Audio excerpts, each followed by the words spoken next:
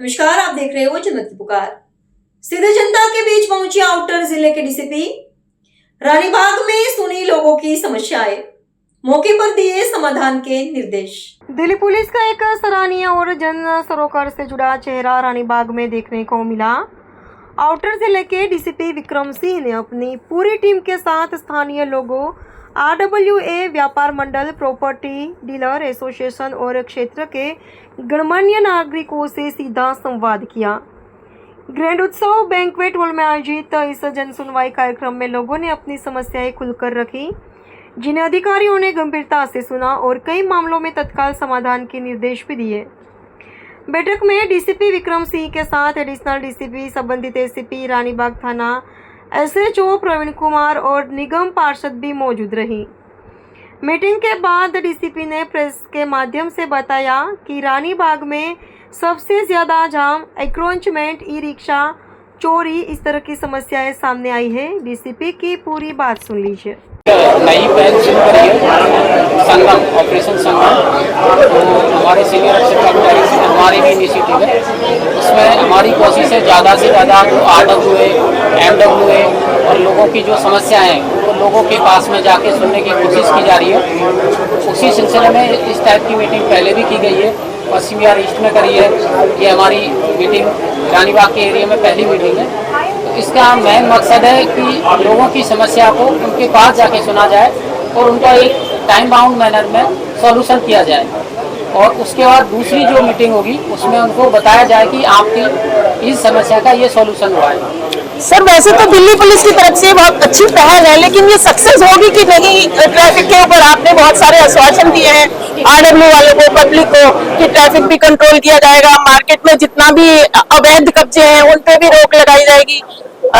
बहुत सारी समस्याएं हैं, पार्किंग को लेकर है, जाम को लेकर है, ये आप कहाँ तक सॉल्व कर पाएंगे? देखिए, बहुत सारी समस्या है लोकल पुलिस के रिगार्डिंग होती है, कुछ ट्रैफिक पुलिस की रिगार्डिंग है, कुछ दूसरे सिविल डिपार्टमेंट की रिगार्डिंग होती है। तो जितने पॉइंट हमसे कंसर्न है पुलिस के रिगार्डिंग कंसर्न है उनपे मैक्सिमम पे हम लोग काम करेंगे।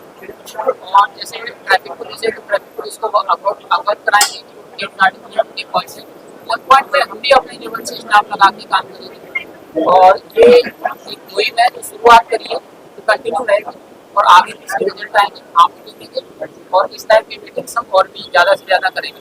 सर, अभी आपने भी देखा यहाँ पर रानीबाग में चोरियां दिन ब दिन बढ़ती जा रही है, इसमें रिजल्ट ना क्वेश्चन है, हमेशा कंप्लेंट लिखा लेकिन अच्छा नहीं होता। अभी एक महिला को रात को वहां से निकलते हैं उसको डर लगता है, जिस तरह से उन्हें बताया उसके साथ क्या हादसे हुए हैं। तो सर, रानीबाग थाने में जाते हैं लेकिन एक डर तो मोल लगता है कि मैं कंप्लेंट लिखाऊं या ना लिखाऊं, और जनता का काम ऐसा बिल्कुल नहीं है। आप जो बता रहे हैं शायद आपको पता नहीं है, कंप्लेंट EFIR ऑनलाइन होती है पहली चीज। तो कंप्लेंट आप अपने से खुद से कर सकते हैं, सिस्टम आपको पता होना चाहिए। जिसे ना पता होगा नॉर्मल, जिसे ना पता होगा नॉर्मल। पिछले काफी टाइम से दिल्ली में EFIR चल रही है, सबको मैक्सिमम लोगों को पता है कि EFIR जो ऑनलाइन हो जाती है सर। हाँ, सभी EFIR होती है। थाने में जाने के रिगार्डिंग तो आपके सामने आपके कंसर्न एरिया के SHO भी अवेलेबल है, ACP अवेलेबल है, सीनियर अफसर ड्यूटी स्टाफ अवेलेबल है, उनकी अवेलेबिलिटी और बढ़ेगी और जो भी समस्या होगी उसका त्वरित कार्रवाई होगी और उसमें एक्शन।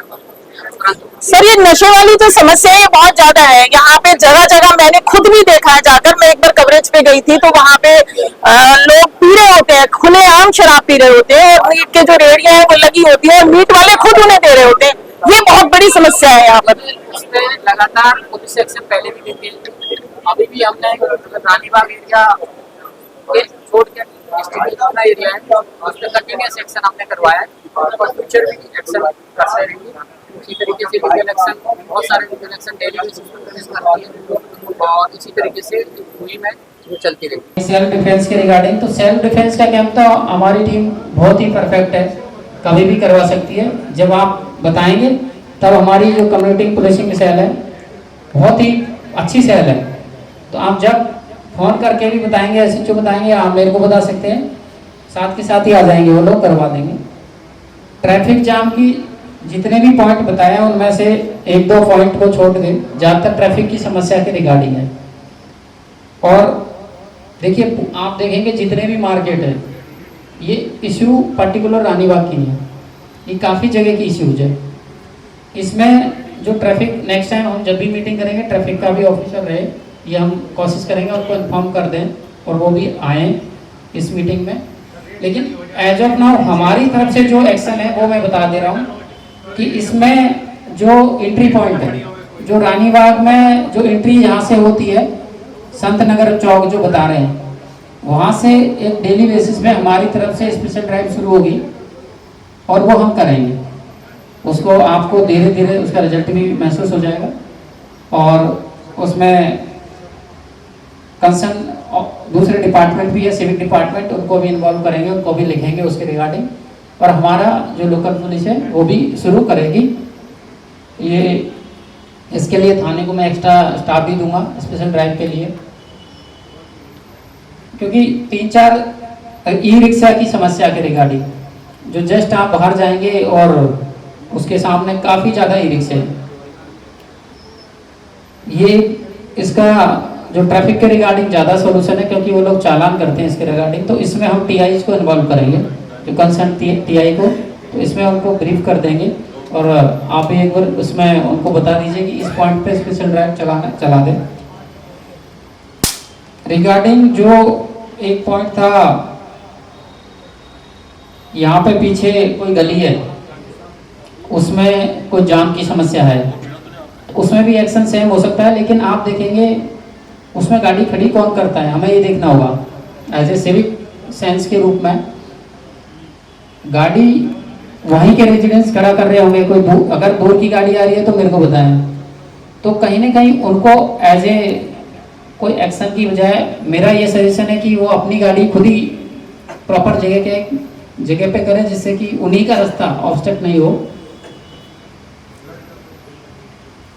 2 गाड़ी उठा देंगे तो फिर उस तरफ से भी कंप्लेंट आएगी। उससे बेस्ट है कि एज ए RW आप सब RW MW से उनको सजेशन यही दें कि अपनी गाड़ी जो प्रॉपर जगह है वहाँ करें। गाड़ी उठवाना हमें कोई समस्या नहीं है, लेकिन उससे बेस्ट है कि उनको भी इशू क्रिएट नहीं होगी, वो अपनी गाड़ी अप्रोप्रिएट जहाँ भी पार्किंग है उसमें खड़ा करें।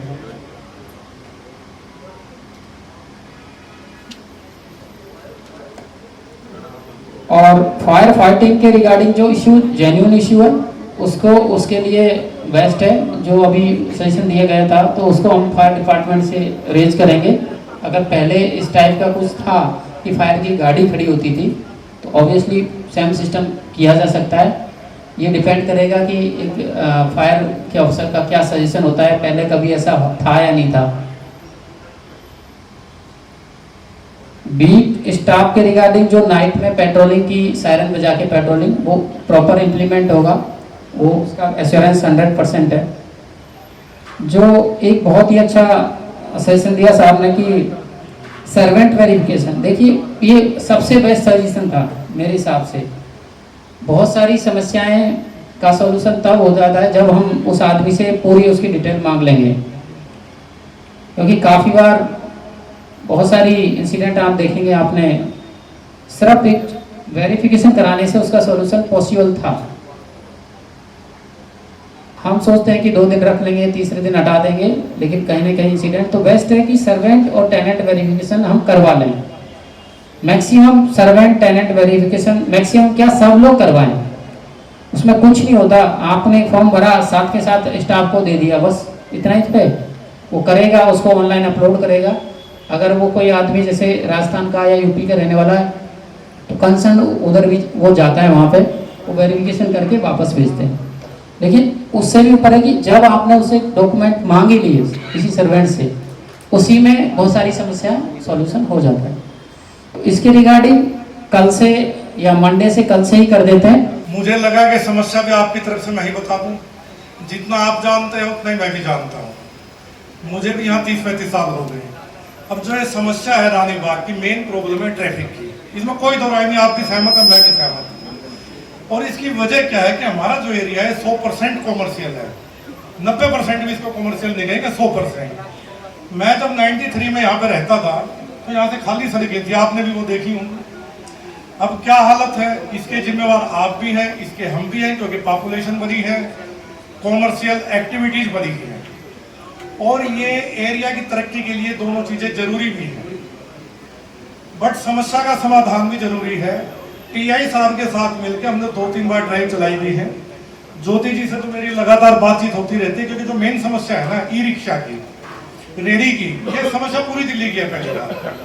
और इसके लिए हमसे ज्यादा अधिकार जो है वो ज्योति जी के पास है, इसलिए हम आपस में डिस्कस करते रहते हैं। और गाय का आवारा नहीं कहेंगे, जो फालतू गाय घूमती हैं और जानवर हैं, इसके लिए भी एमसीडी में महकमा है, उस पर समय समय में हम भी कहते रहते हैं और ज्योति जी के भी हम याद दिलाते रहते हैं। हमारे दोनों निगम पार्षद और दोनों एमएलए जितने हैं बहुत ही कोऑपरेटिव हैं, लगातार इनसे बातचीत होती रहती है। तो ऐसा नहीं कि हमारे अंदर कोई कम्युनिकेशन गैप है। कारण क्या है कि कुछ समस्याएं ऐसी हैं जो हमारी तरक्की से जुड़ी हुई हैं। इस जो ट्रैफिक जाम रहता है इसका एक फायदा है, प्रैक्टिकल चीज बताता हूँ कि हमारे यहाँ स्नैचिंग की वारदात ना के बराबर है। आप रोहिणी में जाएं, प्रशांत विहार की एन कार्ड जो रोहिणी नॉर्थ, वहां पे हर रास्ता खुला है। स्नैचर एक बार भाग गया तो भाग गया, उसको रोकने वाला कोई नहीं है। यहाँ स्नैचर 100 मीटर भी नहीं चल पाएगा, जाम में फंस जाएगा। हमारा जो एरिया है देखो रानी बाग, मैं तो नागरिक हूँ यहाँ का, उसी हिसाब से बात कर रहा हूँ। कोई क्राइम क्रिमिनल हमारे यहाँ नहीं है, लेकिन हमारे चारों तरफ से फूल बस्ती, मंगोलपुरी, सुल्तानपुरी जैसा एरिया है जो स्लम एरिया है, और वहाँ छोटा मोटा क्राइम उनकी मजबूरी आ गई है। वो भी रहेंगे, हम भी रहेंगे, उसका एक रास्ता निकाला जाएगा। ये जो समस्याएं आपने कही हैं, मैं ज्योति जी से 2-4 आदमी आपको बुला लूंगा, बैठ के जो एमसीडी से रिलेटेड है इन पर बात करेंगे। अभी कल ही मुझे कोई सलाह दे रहा था, बहुत अच्छी सलाह थी उसकी, कि सर जब तक गर्मी है, जो आग के इंसिडेंट हो रहे हैं, तो क्यों ना इसमें दिन में 5-7 घंटे फायर ब्रिगेड की गाड़ी संत नगर चौक पे परमानेंट हो जाए। तो इस बारे में फायर ऑफिसर है मिस्टर अरुण कुमार, मेरे दोस्त है केशवपुरम जोन के, मैंने उनसे ही बात की थी वर्बली। तो एक चिट्ठी हम उनको भेज रहे हैं कि गर्मी है, इंसिडेंट हो रहे हैं, पूरी दिल्ली में हो रहे हैं। हमारे यहाँ सरस्वती विहार में परसों आग लगी, मैं गया तो मैंने हाउस ओनर से पूछा भाई क्या वजह है, उसने बताया कि 3 दिन से मेरा एसी लगातार चल रहा है। तो इसमें तो एक सलाह दे सकता हूँ कि हर एक के घर में 3-4 रूम है, सारा प्रेशर एक एसी पे ना डाल के एक एसी को 10-12 घंटे में आधा-पौना घंटे का ब्रेक दे दें, कुछ देर दूसरे में चले जाए।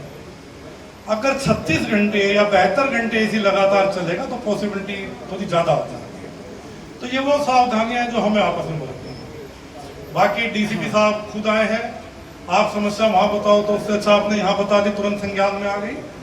जो जो समस्या आप लोगों ने बताई इस पर बिल्कुल कार्रवाई होगी। हमारे लेवल पे जो कार्रवाई वो आज से दिखाई देगी। ट्रैफिक का जो इशू है, मैं टीआई साहब, ज्योति मैडम और आप में से मैं बुला लूंगा, मिलकर बैठते हैं, चाय पियेंगे और उस पर डिस्कस करेंगे। और अगले बार जब भी डीसीपी साहब की मीटिंग होगी तो यहाँ पे एमसीडी से भी किसी ऑफिसर को बुलाएंगे, फायर से भी बुलाएंगे और ट्रैफिक से बुलाएंगे। मेरे ख्याल में काफी है। धन्यवाद, जय हिंद। अगर आपने हमारा अभी तक चैनल सब्सक्राइब नहीं किया है तो कृपया चैनल सब्सक्राइब कर लें, लाइक करें, शेयर करें, कमेंट करें। तो मिलते हैं फिर किसी और खबरों के साथ। नमस्कार।